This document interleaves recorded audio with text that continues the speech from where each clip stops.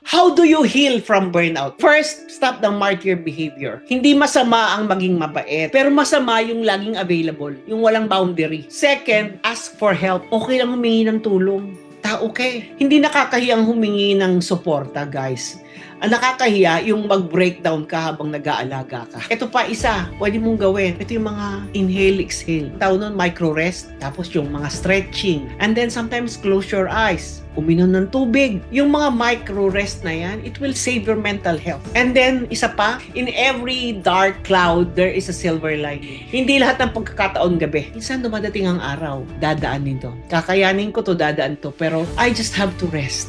Hanapin mo ang saya. I-treat mo yung sarili mo. Yung maliliit na bagay. Magpamanicure, magpagawa ng buhok. Ano yung bagay na para sa'yo? Para sumaya ka kahit paano. Para sa sarili mo, hindi para sa ibang tao. Another one na pwede mong gamitin is, kung ikaw ay nag-aalaga ng nanay mo, buha ka ng geriatric care manager. Yun yung trabaho ko. Kasi matutulungan kayo. So, yung iba, may mga tumatawag sa akin, tinutulungan ko sila kung paano ayusin. Magbibuild ako ng care plan, yung organization of the medication, turuan yung mga caregiver ninyo kung tama yung ginagawa nila, di ba? Tapos, yung mga family meetings, kung nag-aaway-away kayo, magbabati-batiin ko kayo at ang pag-uusapan natin ay anong gagawin natin ngayon. So, you don't need to do this alone, no? Hindi ka nag-iisang sundalo dito, but there's also professional help, and that's us.